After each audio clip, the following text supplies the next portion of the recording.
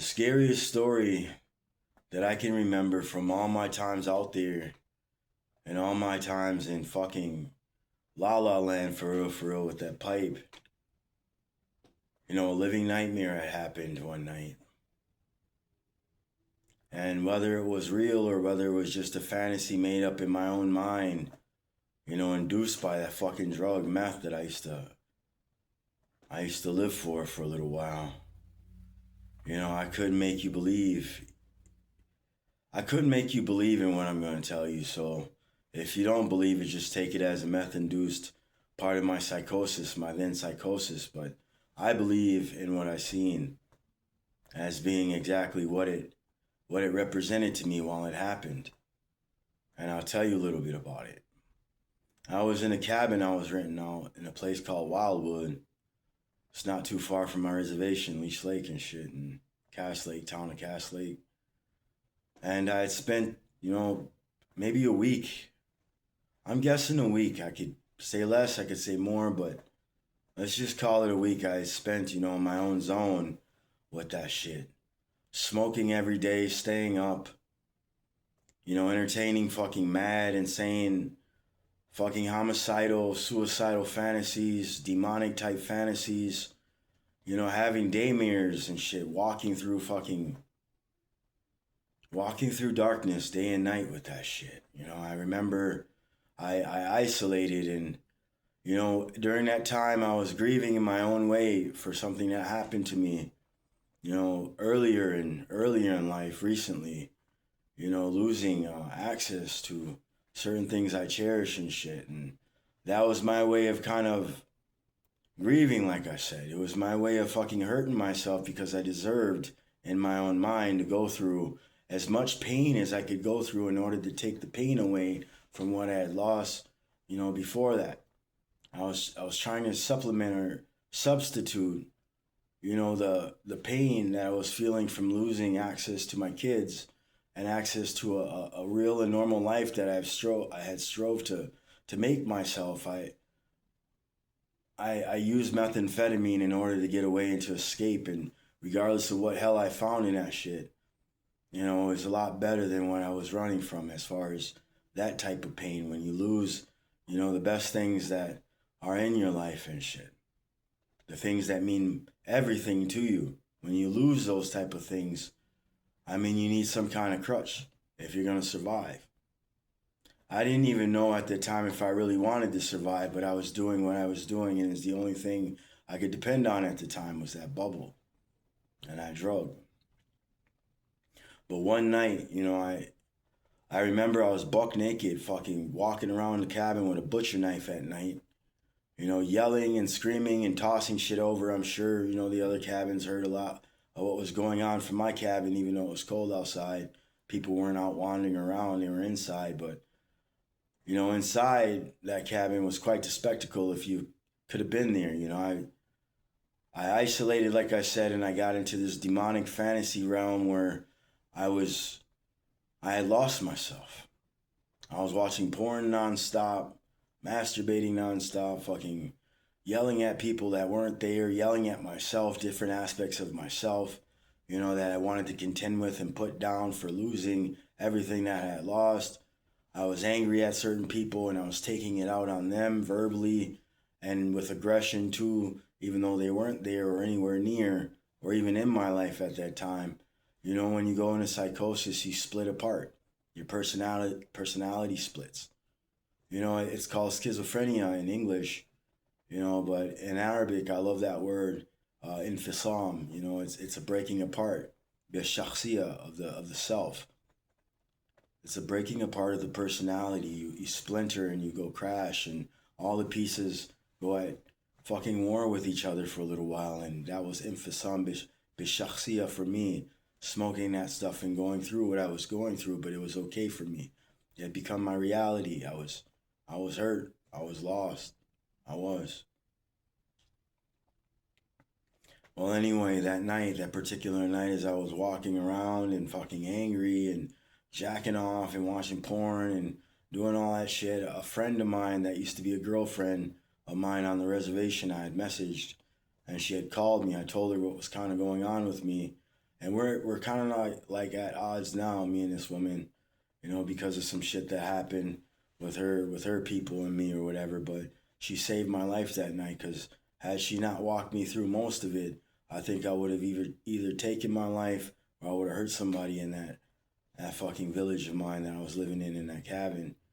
Because I was really paranoid of people. I thought people were breaking in. I thought people were conspiring against me. All those things, regular fucking things, so to speak, that meth heads go through were happening to me, hearing voices, seeing shadow people, all that bullshit.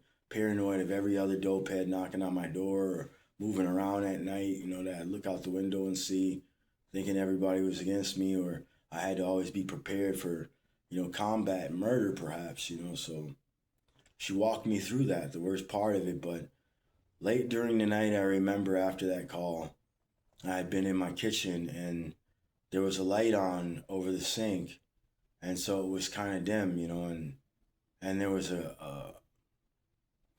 a great light on too in the other room, but the switch was closed. It was in the kitchen, and in my kitchen there used to stand a big mirror that I used to look in and just, get lost in looking at myself and contemplating over myself and shit. For good and for bad. Looking at myself and saying, what the fuck am I looking at? What the fuck happened to you, Pack? Look at yourself. But at the same time, I became in love with what I seen, because I believed I deserved to be exactly that which I seen in the mirror, something falling apart, something ugly now. Because the world had treated me ugly when I tried to do right and walk straight and treat people with dignity and respect and obey the laws and obey morality codes. I tried to walk that way, and I was assaulted, by certain people. They were willing to cross certain lines, and they were willing to fucking offend me and fucking oppress me, with courtroom lies, and the taking of, my kids and shit. I never did shit, wrong to my kids. My daughter I had fought for before she was even born, and my son had nothing to do with, me being apart from him. It was me and his mom battling and shit. And, she's a woman, and Minnesota's a woman's state, and I'm an ex-con, and I ain't got nothing. I ain't got no home. I ain't got no car at the time. Well, I had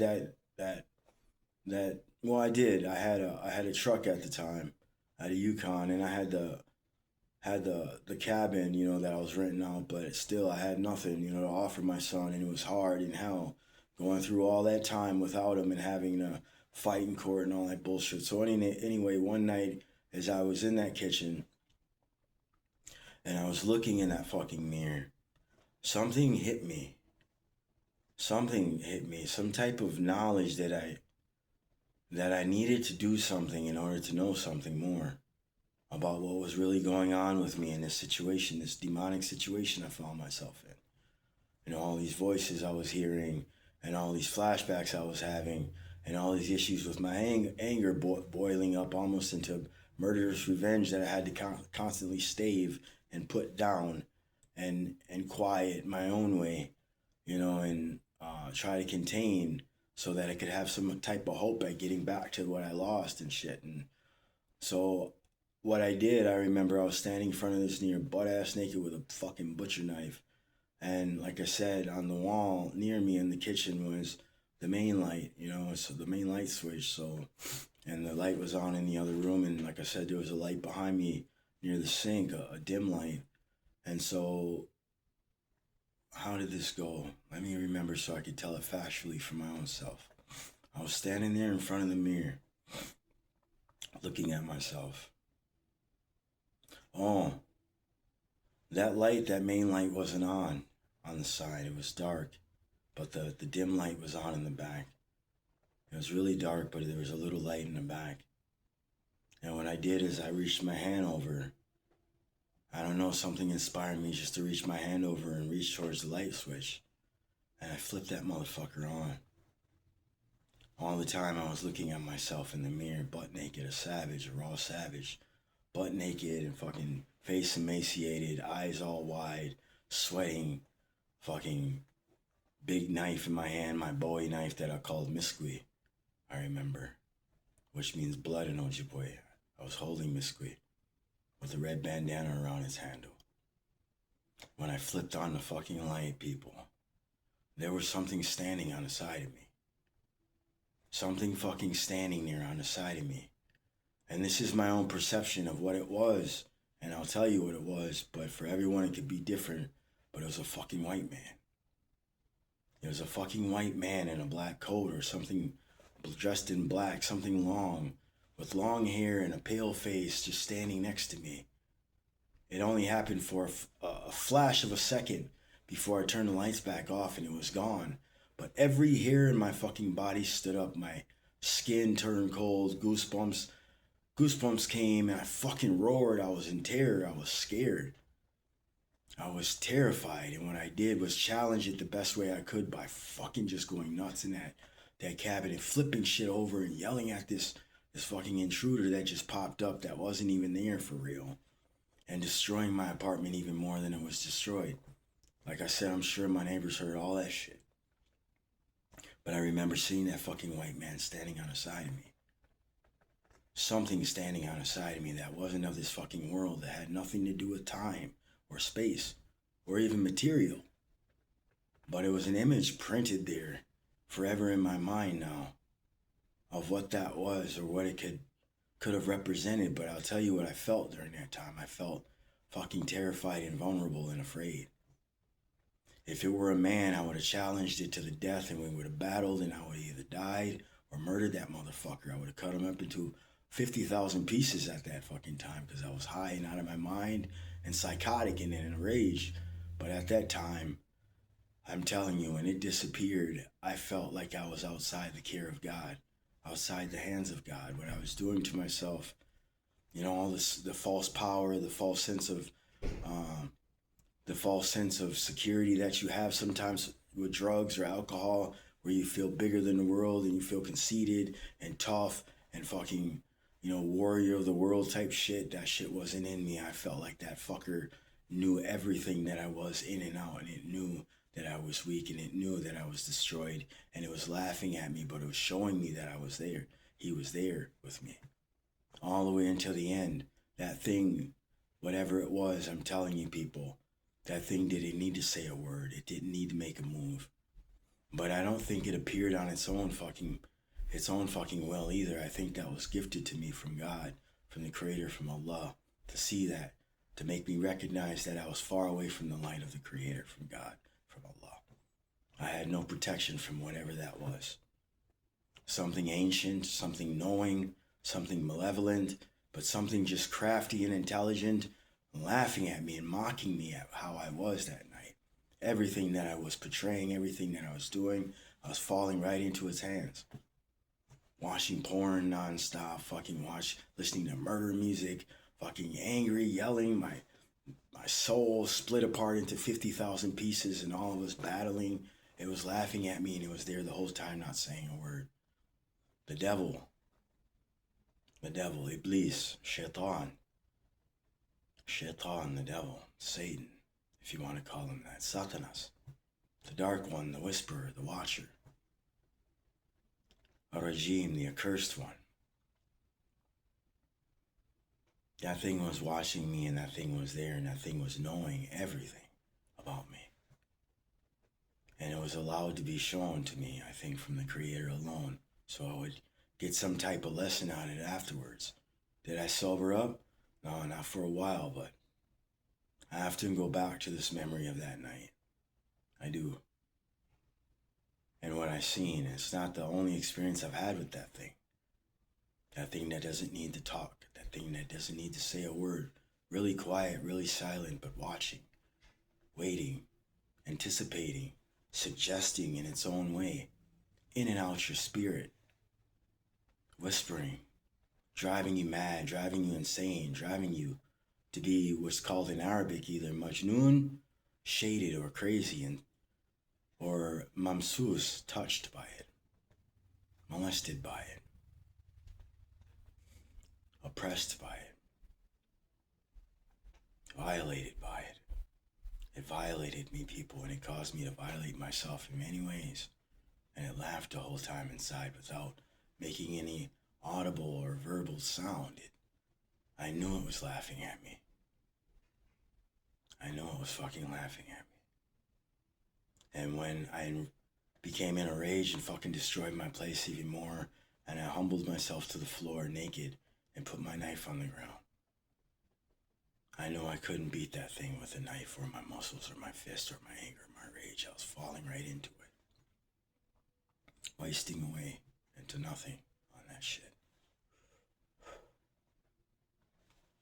Insane. Psychosis, psychopathy, apathy, rage, anger, revenge, murder, lust, greed, all of those things. It uses us against us, I learned. That thing is ancient and wise, and it sits in corners and watches you from places you can't see it. But it uses us, against each other, and against ourselves. That's what I learned that night.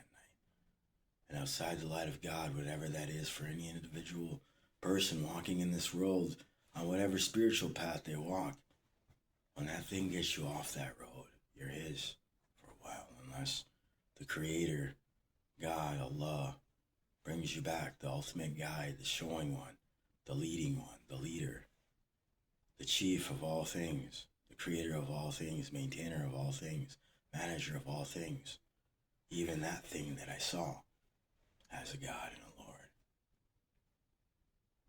God, the one God, the Creator, allowed me to see that dark thing. The image that I told you about that white man wasn't anything but an image. I know it probably has many, almost an infinite amount of different paras or visages or appearances based on what it draws out of the person when it shows itself to them. You know, it could be anything, anyone. Our imaginations, our spirits, our souls, everything is hollow to it. It goes in and out and suggests and whispers in its own way.